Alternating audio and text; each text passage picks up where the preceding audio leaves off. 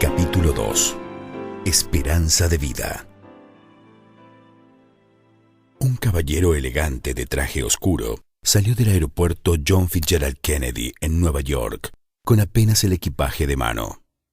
Abandonó el lugar apresurado, dejando abandonada su valija de viaje. En la puerta, tomó un taxi en dirección a Queens. Bajó en aquel barrio, de mayoría latina, y tomó otro taxi que lo llevaría a su verdadero destino, Newark, estado de Nueva Jersey. Pedro, joven empresario del ramo de la informática, estaba agitado. Sintió que el corazón se le salía por la boca. Su empresa estaba quebrada, pero nada justifica lo que estaba haciendo últimamente. Ese era el tercer viaje en el que transportaba narcóticos. Las 2 primeras veces salió todo bien. Esta vez, repentinamente el pánico se apoderó de él. Presintió que sería descubierto, le sacó la etiqueta de identificación y abandonó la valija.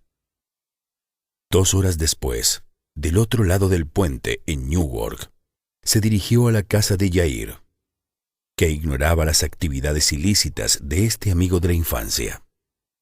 Crecieron juntos, jugaron al fútbol, pescaron juntos y juntos salieron muchas veces para conquistar chicas, hasta que la vida los llevó por caminos diferentes.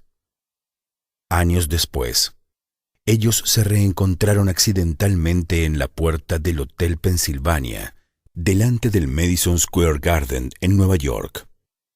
Jair había cambiado bastante. Parecía más serio.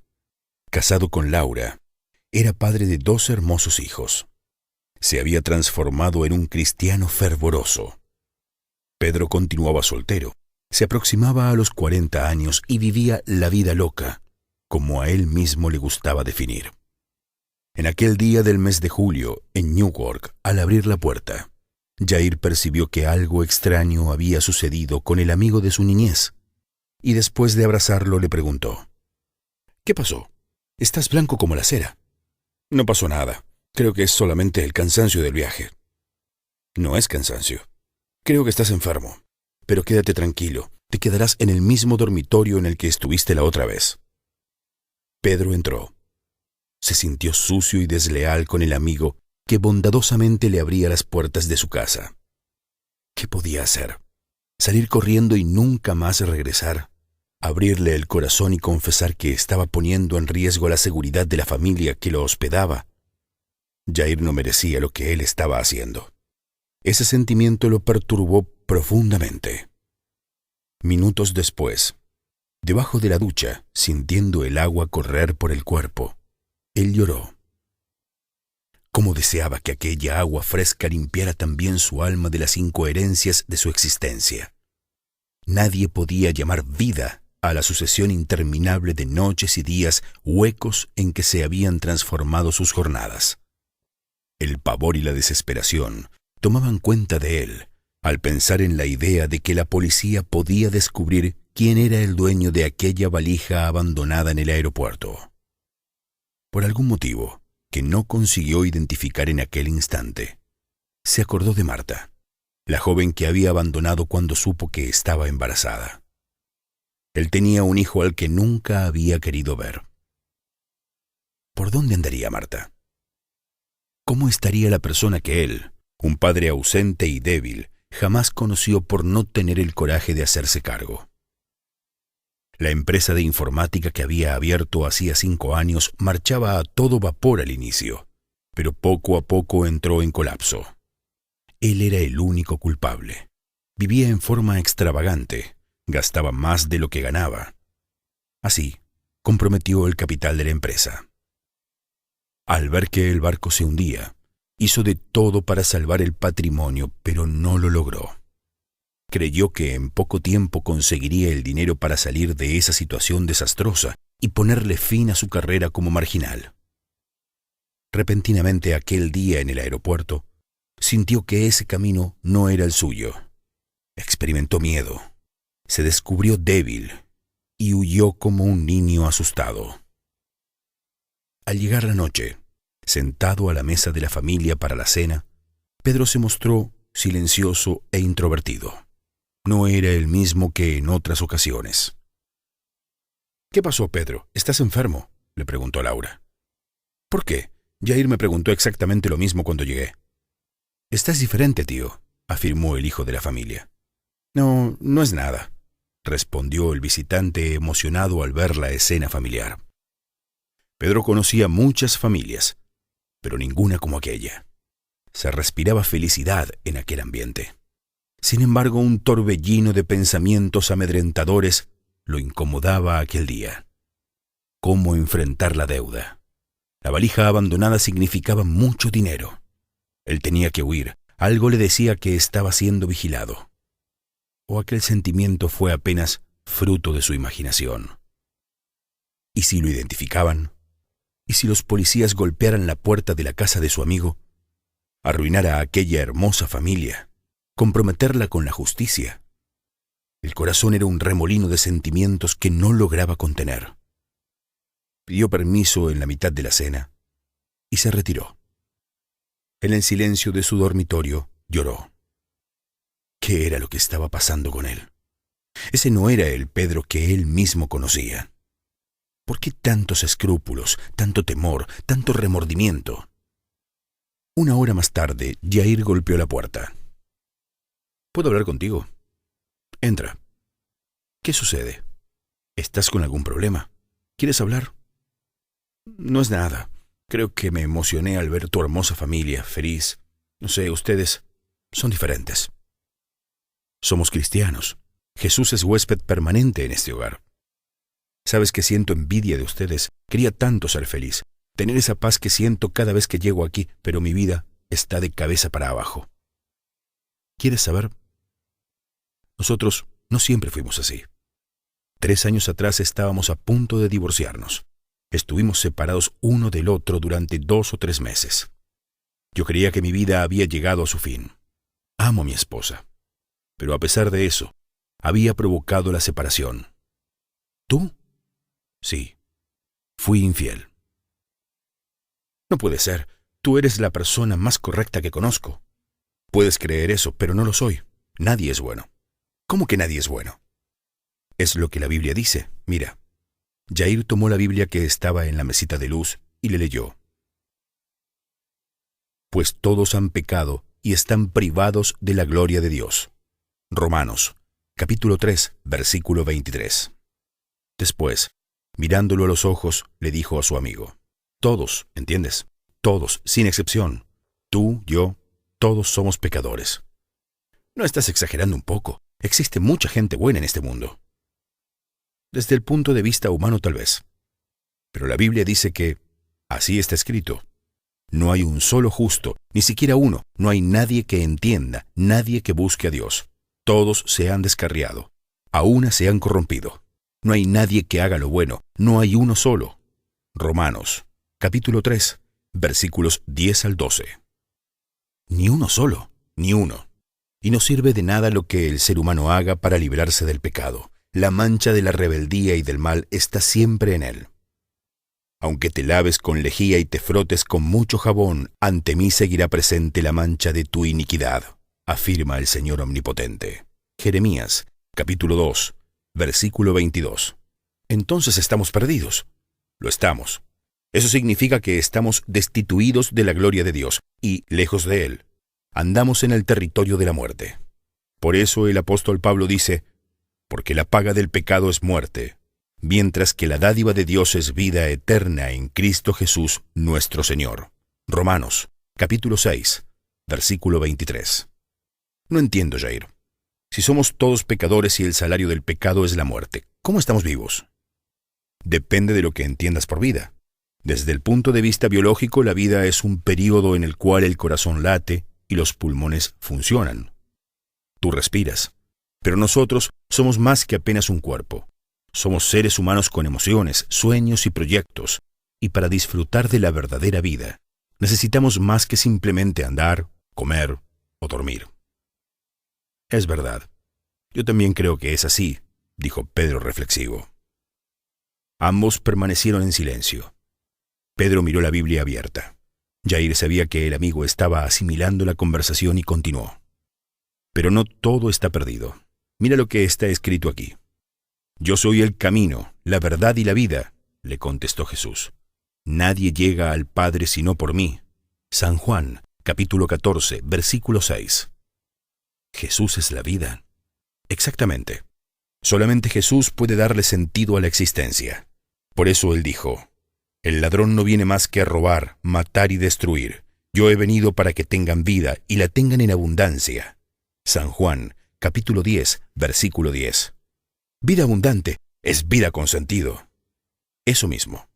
El mismo apóstol San Juan dice, y el testimonio es este, que Dios nos ha dado vida eterna, y esa vida está en su Hijo.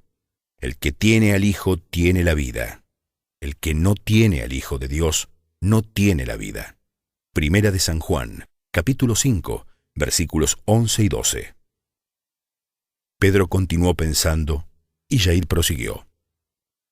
Lejos de Jesús, la vida se transforma en una simple supervivencia. Levantarse de mañana, trabajar y dormir no es vida, es apenas sobrevivir.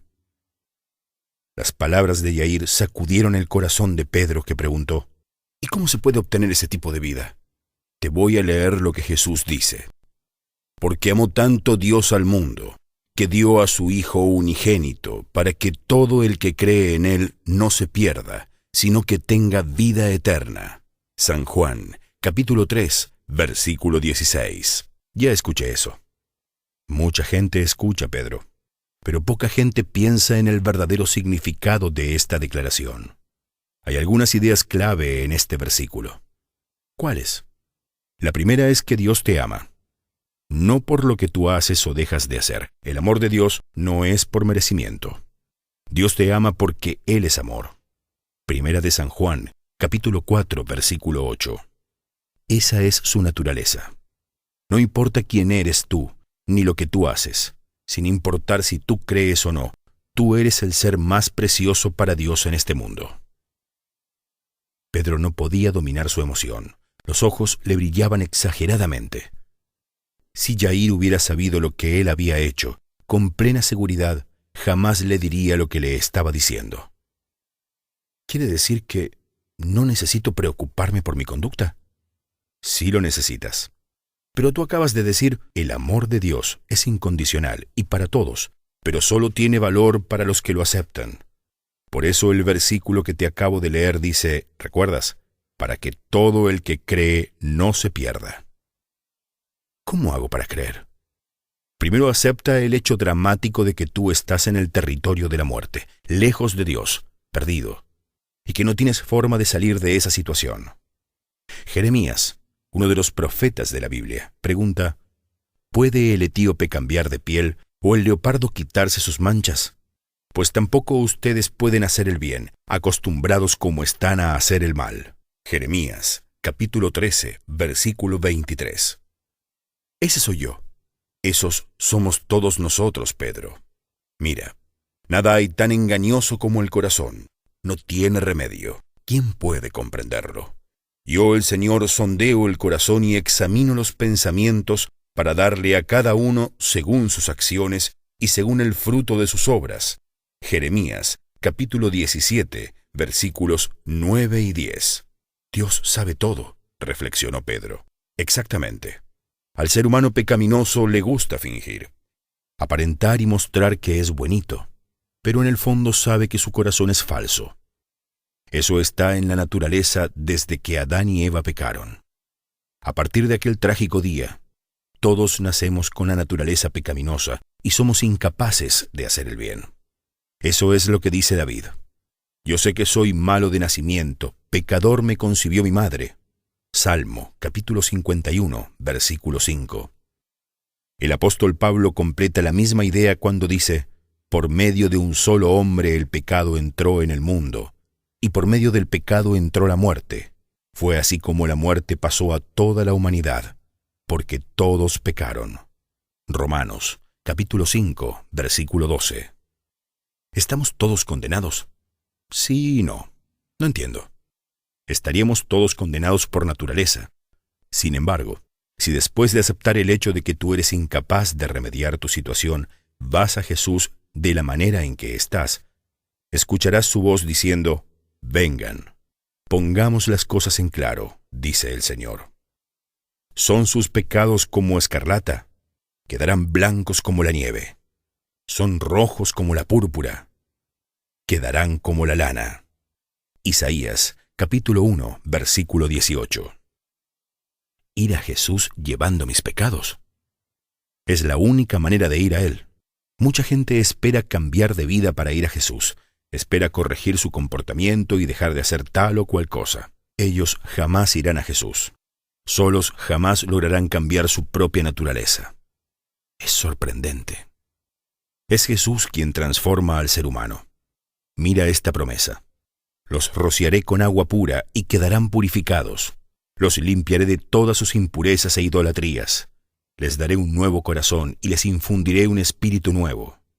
Les quitaré ese corazón de piedra que ahora tienen y les pondré un corazón de carne. Infundiré mi espíritu en ustedes y haré que sigan mis preceptos y obedezcan mis leyes. Ezequiel, capítulo 36, versículos 25 al 27. Así de simple. Y tú no pagas nada por eso, porque por gracia ustedes han sido salvados mediante la fe. Esto no procede de ustedes, sino que es el regalo de Dios, no por obras, para que nadie se jacte. Efesios, capítulo 2, versículos 8 y 9. Pero un buen cristiano no es aquel que hace todo bien. No necesita tener buenas obras. Un árbol de manzanas no es un manzano porque produce manzanas, es todo lo contrario. Él produce manzanas porque es un manzano. ¿Y eso qué significa? Jesús lo dice así. Lee aquí. Del mismo modo todo árbol bueno da fruto bueno, pero el árbol malo da fruto malo. Un árbol bueno no puede dar fruto malo, y un árbol malo no puede dar fruto bueno. San Mateo, capítulo 7, versículos 17 y 18. Frutos. Sí, para producir buenos frutos, el árbol necesita ser un árbol bueno. Los frutos son el resultado. Lo mismo sucede con el cristiano. Antes de preocuparse en producir buenas obras, es necesario ser un buen cristiano. Y un buen cristiano es aquel que va a Jesús de la manera en que está, ¿verdad? Eso mismo. Y permanece en Él, ¿entendiste? Las horas corrían. Los amigos conversaron mucho tiempo. Jair tomó la iniciativa e hizo la pregunta. ¿Podemos seguir mañana? Creo que es tarde. Y tú necesitas descansar después de tu largo viaje. ¿Sabes? El cansancio desapareció de tan interesante que estaba la conversación. Jamás había pensado en las cosas de las que me hablaste. Solamente una pregunta más. Claro. ¿Aceptas a Jesús como tu Salvador? ¿Deseas ir a Él tal como estás? ¿Quieres decir yo? Jair entendió que aquel no era el momento oportuno y completó. Descansa. Mañana será otro día. ¿Puedo hacer una oración por ti? Por favor. Jair oró. Muchas gracias, Padre querido, porque un día el Evangelio llegó a mi vida trayendo salvación, perdón y paz. Jamás podré agradecerte lo suficiente porque nos salvaste a mi familia y a mí. Pero ahora, en este momento te suplico por Pedro. Él necesita de ti, Señor. Entra en su corazón y pon orden en su vida. Arroja afuera su tristeza, su angustia, y dale un sentido a su existencia. Al final de la oración, Pedro no pudo controlar las lágrimas. Jair lo abrazó y se retiró discretamente. Antes de salir, abrió la Biblia, buscó un versículo y le sugirió: lee esto antes de dormir.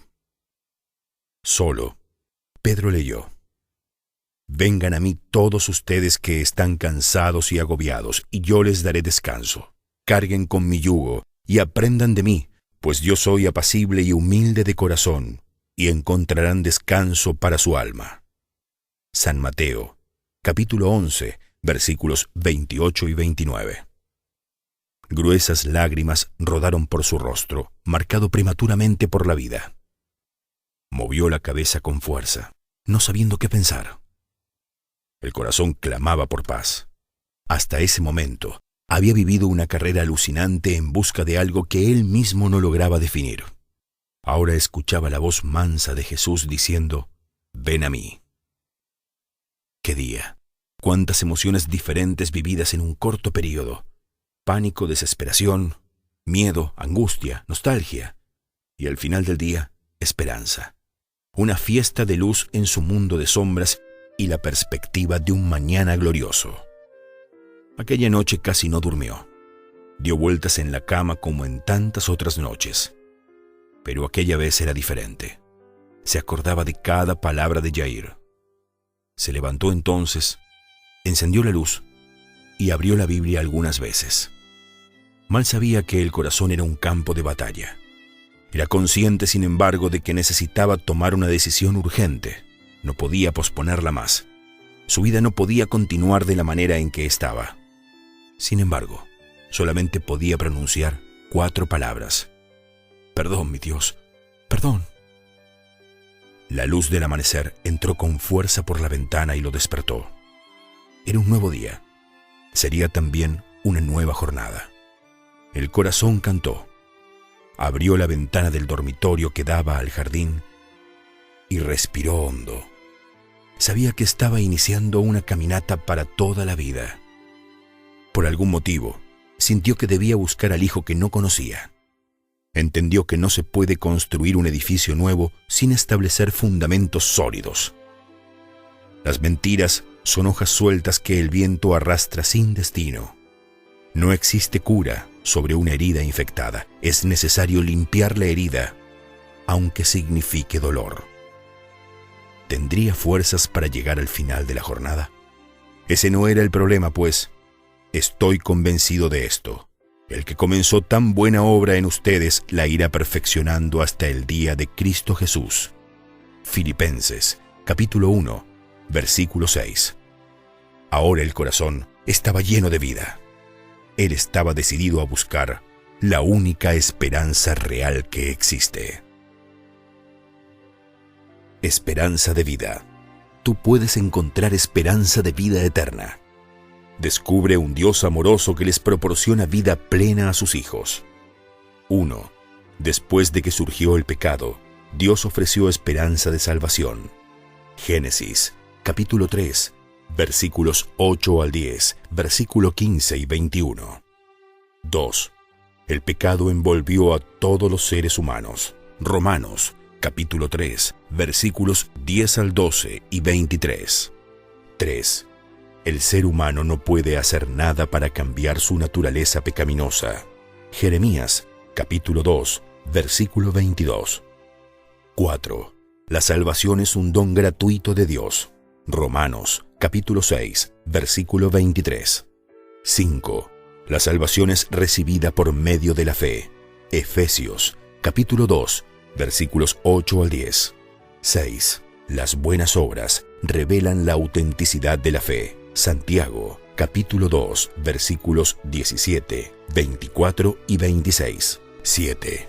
La palabra de Dios implantada en nosotros es poderosa para salvarnos. Santiago, capítulo 1, versículo 21. 8. Jesús es nuestra única esperanza de salvación. Primera de San Juan, capítulo 5, versículos 11 y 12. 9. Quien cree en Jesús tiene vida eterna. San Juan, capítulo 3, versículo 16. 10. La alegría de la salvación debe ser compartida con otras personas. San Juan, capítulo 4, versículo 29, versículos 39 al 42. Para conocer más sobre estos y otros consejos de Dios para ti, visita www.esperanzaweb.com/estudio.